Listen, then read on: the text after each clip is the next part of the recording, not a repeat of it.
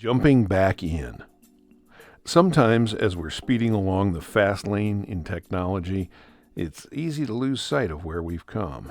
That happened to me just the other day, and prompted this edition of Stuart's Audacity Tips. I'd like to welcome all the new subscribers who came from David H. Lawrence XVII's mention of this newsletter in his VO Heroes podcast. You're here because David did the one thing that helps the VO community more than anything else. He passed it on. This is my encouragement for you to do the same. Find something useful here? Send it to someone else. I recently got an email with the following question from a new subscriber.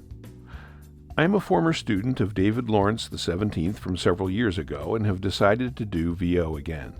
I downloaded the newest Audacity and have been trying to figure it out.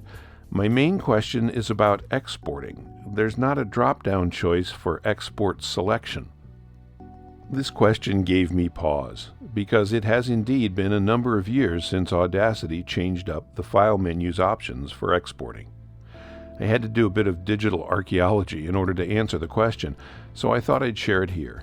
It's an excellent reminder that even in our little VO community, people are coming from many different levels of experience and varying personal histories. Back in Audacity 2.2.0 and before, the option to export was contained in the Save Other submenu of the File menu. There was no export in the File menu. It looked like this. Starting with Audacity 2.3.0 and continuing to the present, 3.2.2, the export options were moved to the Export submenu of the File menu right before the Import option. That made more sense, syntactically speaking, and it's what most of us are familiar with. This sort of history is good to remember because we tend to lose sight of how far we've come. Audacity 2.2.0 was released 5 years ago, and 2.3.0 was released 4 years ago. If you hold to the philosophy, if it ain't broke, don't fix it, it's reasonable to think those versions are still in use in our community, especially since I know there are still Windows 7, released in 2009, users out there. But I know you read Stuart's Audacity Tips because you want tips that will help you now, today. Okay then, here's a tip that goes with this history and will help you anytime you see an announcement for a new Audacity version. You can preview a new version of Audacity by installing it alongside your existing Audacity. I call it the minimal risk install method.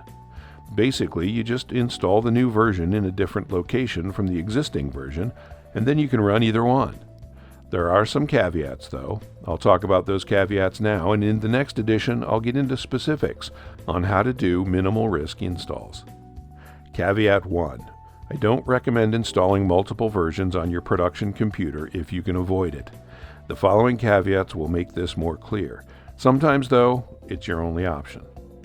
Caveat 2.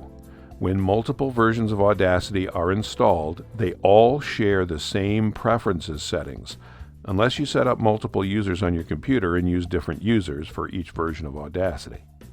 Any change you make to a preference in one version will be changed for all versions. It's not a good idea to change preferences if you're just evaluating a new version. Caveat 3. Installing multiple versions can impact your computer's ability to open the desired Audacity version when you double-click a file. We'll dig into that more in the next edition.